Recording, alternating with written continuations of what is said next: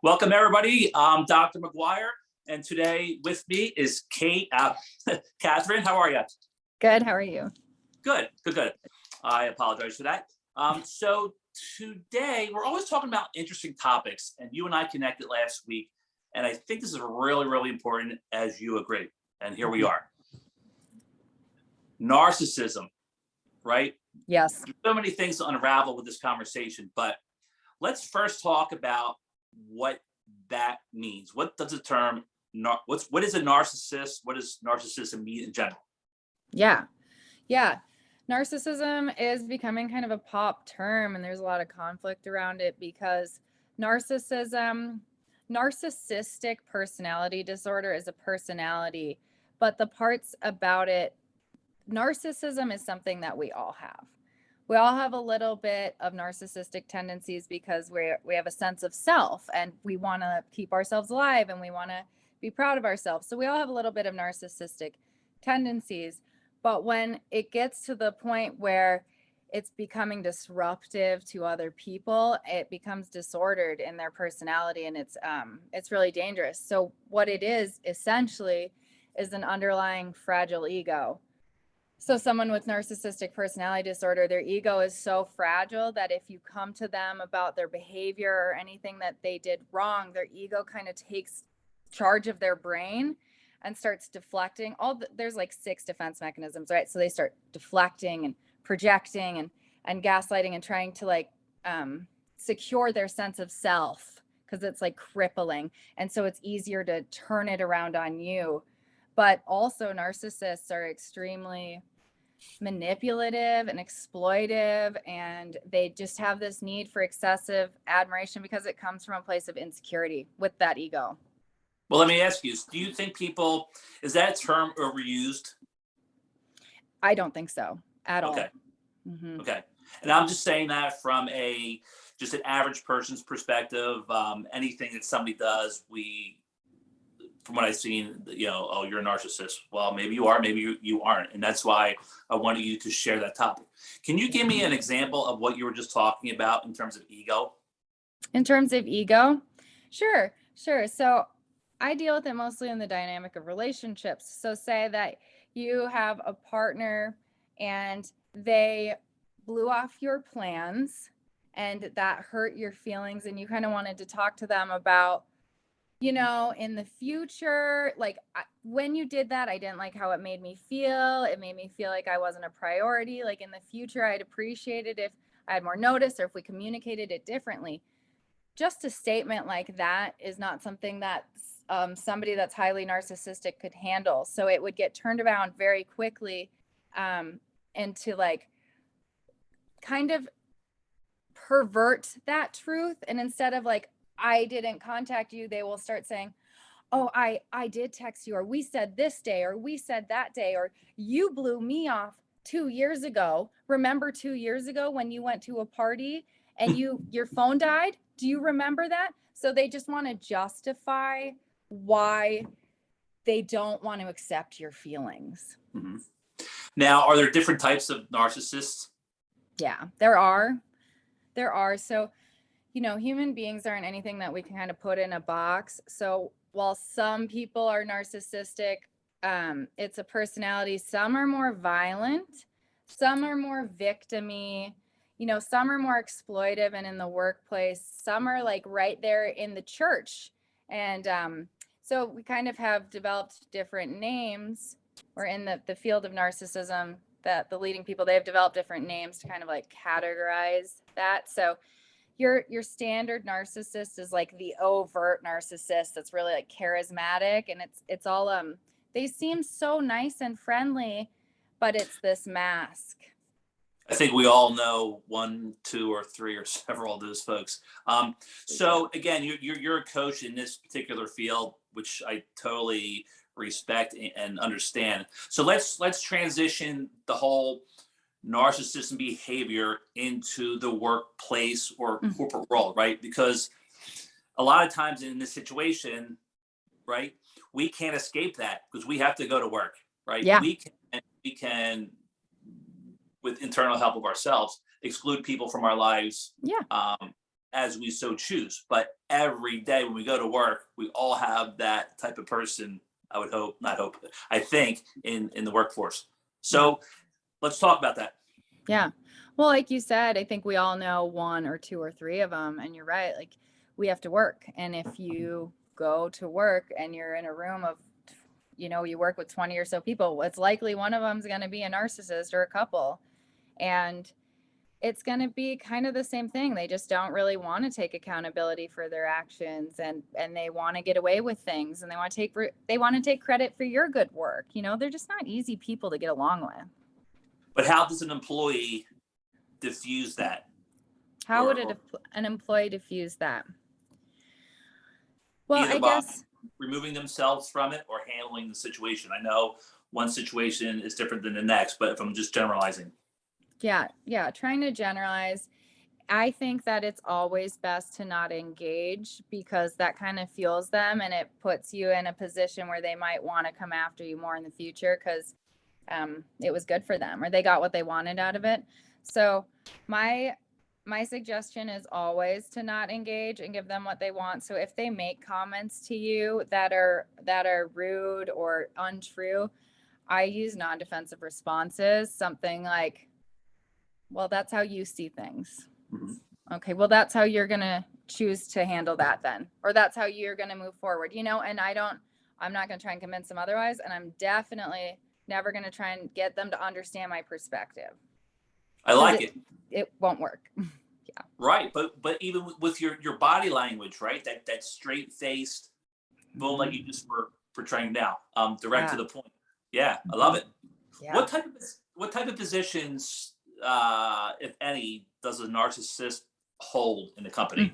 Yeah. Yeah. So, it always depends on the narcissist. Some are more confident than others and some are less. So they can really hold any position. But we definitely do see narcissists make it up the ladder into these leadership roles because they don't care who they have to step on. And sometimes that they get to the top that way, but they really can hold any position. Right. Do you think there's a control factor? Absolutely. Huge. Right. Huge. I've also noticed that when narcissistic people get into leadership roles, they're much more micromanaging because they do like that control. They want their fingers in every aspect. They don't really have the best ability to delegate as much as they should. Mm-hmm. So how does all this in turn affect the corporate culture, the organizational culture? Yeah, such low morale. It's a really toxic environment. It's hard to work in an environment where you're being talked down to or patronized or micromanaged, or your credit is being stolen for your good work. It's just really low morale and a negative environment, and they bring their negativity with you, which is contagious. It fills the room. Right. So is it even worth documenting this to HR? I did an HR video not too long ago, and HR, human resources, for those who don't know that, HR is your go-to, your point of contact, typically at a company, which normally or statistically is not your friend, right? They're really not on the employee side. So is one hurting themselves by going to HR and documenting this narcissistic behavior? Because there's a lot of variables if you go report something like this to somebody else, right? It's an interpretation, possibly, right? Sure. It's worth it. So, my opinion on that's a little limited, but I actually have worked in HR in the situation where these kinds of things are being reported. And I've also reported narcissists to HR. So my advice would be, if you're going to report anything to HR, you have to have concrete evidence, email, like it cannot be he said, she said, because it's not enough for HR to work with. So to have like documentary evidence is going to be your friend.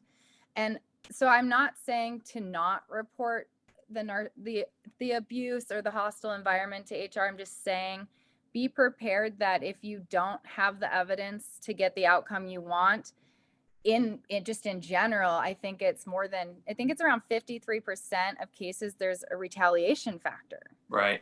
So it's kind of a rock and a hard place. But if you have the evidence, they should be able to do something about it, especially if this person has already been acting that way with other people. Eventually, their inability to work with others does get them fired. It happens, definitely. They're so inflexible. Give me an example of the retaliation factor or a scenario. What would that look like?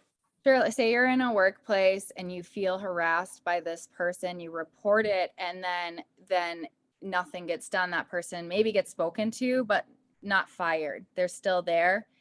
They're likely going to harass you more, or maybe in a different way. Maybe they're going to start trying to turn other people in the workplace against you. Say it's a supervisor or a manager that you reported, and it's not even somebody at your level. This person might have control of your job, your schedule, how you feel, like the projects that you're being put on, so those could be different forms of retaliation. Mm-hmm, mm-hmm. So let's dial it back one step out of the corporate world or where one works. Sure.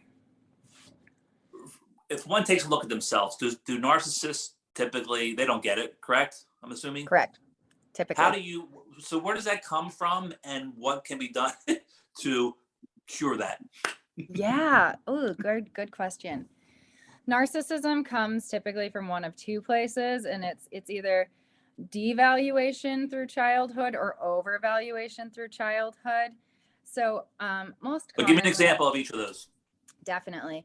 Most commonly, I would say children that are devalued, they're growing up in an environment where there's like a lot of either rejection or abandonment or abuse. And it really, in order to survive, they create a different narrative in their mind where like, I am good, like I am great, I am entitled to love, I am worthy, I am all these things. And it becomes so strong in their personality to keep them alive as a defense mechanism of themselves, that when they get older, they're still living this narrative, combined with not being taught emotional intelligence. So they don't even know where all these emotions are coming from, how to reflect on them, how to deal with them properly, because they had to fend for themselves and they had to develop their own coping mechanisms that as a child might serve you and almost always are not serving you as an adult. So when a child is overvalued, the other way narcissism is created, that's when the parent just doesn't notice any of their bad behavior. If anything, they even get praised for their bad behavior. They teach them how to gaslight people. Like if say their child's in T-ball and they're picking on another kid, the parent doesn't say anything, just ignores it. And then some other kid says something to their kid, then they jump in and, well, your kid did this and my kid's perfect. My kid's never done anything wrong. Like my kid deserves the trophy, so the kid's being raised that they're better than others. They don't have to be held accountable for their actions. Other people, in fact, need to be held accountable for their actions. I'm entitled to behave how I want, and other people just kind of have to be okay with that. And that's how they're raising their children. So they go out into the world thinking that that's true. So the way, what you were going to say, like the way to cure it is it comes down to self-awareness and emotional intelligence, like understanding why I feel this way, why the way I think and feel is causing me to behave this way, because that stems from somewhere. But who takes the steps to help that person? Yeah. So, I mean, again, like I said, this kind of takes root in their personality, this way of thinking about themselves in this narrative. And that gets really, really, really tricky with personality disorders. So most of the time, there is no cure. There is a cure, but it's on them. It's like the saying, you can lead a horse to water, but you can't force them to drink. We can help them learn how to reflect, but if they don't want to believe there's a reason for them that they're doing anything wrong, they like simply won't. So in some situations, it takes a lot of experiences for them to notice that they're the common denominator in, like, they're getting fired from all these jobs and they're hearing the same things from all these relationships. And like maybe at some point over time, they'll start putting the pieces together that they're the common denominator. And I've had people then come across information on what a narcissist is. And that at that point, they're willing to hear it. And they say, I think this is me. All right. So there is hope, right? There's hope. There's hope, but I don't hold on to it. Right. I think it's Yeah. kind of a maintenance thing. So it seems like even in the workforce or in one's personal life, the squeaky wheel always wins, right? And That's how it feels. yeah, right, right. Mm-hmm. I've seen it so many times. So in that particular case, if one's next to the person or in that group and it just like irates you to see that go on, is Mm-hmm. it beneficial to go speak your mind in a nice way to that person? You're around them a lot, right? If you're around them a lot, it depends. You have to use your judgment with that one, because if this is a person that is highly narcissistic, then I don't think that it does you any justice to speak your mind. If it's somebody that you think maybe just is a little unaware and a little arrogant, and they might be able to hear what you're saying, okay, but I wouldn't put your happiness in somebody that's narcissistic understanding how you feel. Right. And I have so many examples that I won't share, and that's what drew me to connect with you based on all of your information that you're putting out there. Mm-hmm. So what would be some of your suggestions to people who are around a narcissist? Right. Yeah. Because again, the narcissist themselves probably doesn't get it unless, like you said, there's help and there's layers of things you address. But what would you suggest for somebody who's around that type of person? Yeah, I suggest getting away from the situation. I really do. I don't think there's a lot to kind of do to have a healthy relationship or environment. So if this is somebody in the workplace and you have the opportunity to say it's your boss and they're not going anywhere, like, I think it's about being honest in what control you have of the situation. And it's not usually changing who your boss is. You don't get to hire them. It's not changing their personality, definitely. And I know it's not easy to just switch jobs or switch careers, but I think it's about having our own awareness and what I control. And either I accept this environment and I'm going to separate myself and use non-defensive responses, or I'm going to find a new environment where I can enjoy my work day every day. I was just going to ask you about that, and you took it and ran with it, right? So when you have a boss or some type of leadership that you have to report to, you're at a crossroad, right? How long can I take this? Can I work around it? Right? It's what you're willing to take. Yeah, it is. Or accept. And it really stinks to have to go look for another job. Yeah. If you're happy and things are, there's a lot of perks to where you work. All right. So this is a pretty general question. So what else do you want to share on that topic that you think that would be of value to people watching? Yeah. I think that when you asked me about like, is there hope and is there cure? I think I'd really like to hammer that the hope isn't in the older generation that have already like the hope is in our youth. The hope is in introducing this into the education system and teaching people how to raise their children with that emotional awareness and intelligence, and when children are limited to what their parents to their parents' emotional capacity, that's where they stop learning from their parents. And that's why we rely on the educational system to teach our kids math and history and Black history and even social things that are going on. Otherwise, they're limited to what their parents know. And in a world, especially in America, where narcissism is basically an epidemic, it's like I said earlier, I don't think it's overused. I think it's underused. So in a world where there's so much narcissism, I think it's important about starting with the youth and getting them to like understand. I totally agree. So I didn't want to talk about the youth necessarily, but since we're talking about it, where I think today it's more common, right? Narcissism is more common today, and it's especially at the young age. So my question to you is, why do you think that is? I think part of it is, well, I think part of it's just that we're becoming more aware of it today because of the ability to communicate through the internet and raise awareness through social media and the internet. And I think the other part of it that's causing more narcissism is social media, and kind of like a capitalist, not I'm getting into politics, but just we live in a world where we are more of an individualistic culture instead of like, where you're like in communities. So that's a lot of it. But I think that it's just becoming more recognized, if anything. I agree. And I think in addition to what you just said, like the technology, we can say whatever we want, do whatever we want. There's no slap on the hand, right? And I think that's the problem. But how we cure that, I don't know.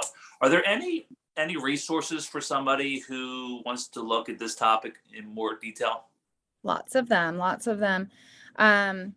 There are content creators for sure all over YouTube and TikTok raising awareness on this. And then Dr. Romani is the psychologist that kind of really, really dove into narcissism in a research perspective. And she has a lot of good information also. And she's all over YouTube, but you can look up at her research as well. Other than that, there's textbooks and academic resources for sure. Lots of resources to learn about narcissism. Right. I would hope that those who see this, it will be a reminder that there is other things they can do to investigate the topic. Right. Absolutely. All right, Catherine. Well, I won't hold you up. I do appreciate it, and good luck on what you do and your business and your coaching, and hopefully you will make an impact on many. Thank you. I appreciate that a lot. Okay. Stand by.